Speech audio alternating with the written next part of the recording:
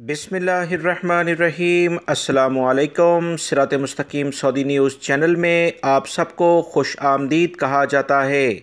Saudi अरब में गैर मुल्की अफराद को जो इनके हकूक़ हैं उससे मुतल्लिका अहम तरीन इत्तलात रोज़ाना की बुनियाद पर सऊदी अरब के वज़ारत अमल का इदारा शेयर करता है। ताज़ा तरीन अपडेट आप तमाम भाइयों को शेयर की जाएगी, जिसमें ऐसी मालूमात जो बहुत कम गैर मुल्की अफराद जानते हैं वो तफसीलात शेयर की जाएंगी। वीडियो मुकम्मल देखिएगा, लाइक करके शेयर भी कीजिएगा। याद रखें, कोई भी कफ़ील या कंपनी जो आपसे मुआहदा करती है वो 2 ज़ुबानों में यानी अरबिक और इंग्लिश में होना चाहिए। इंग्लिश तो आप अंडरस्टैंड करते हैं, समझ जाते हैं।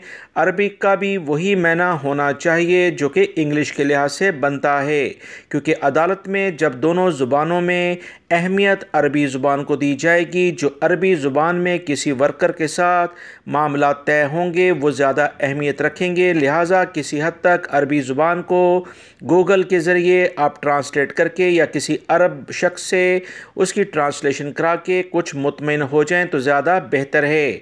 मज़ीद जो इतलात आई हैं कि वो तमाम कंपनियां जिनके ख़िलाफ़ केस किए जाएंगे, कोई भी वर्कर कोई वकील करता है या अदालती कार्रवाई शुरू से लेकर आखिर तक उसके जो भी अखराजात होंगे, सऊदी काबीना ने बाकायदा ये बिल मंजूर कर लिया है। सऊदी लेबर लॉ में तब्दीली हो गई है कि वो तमाम अखराजात चाहे वो 100 से लेकर 1 लाख क्यों ना हों, जब कोई वर्कर केस जीत जाएगा तो उससे लिए जाएंगे, यानी कंपनी उन तमाम अखराजात को पे करेगी।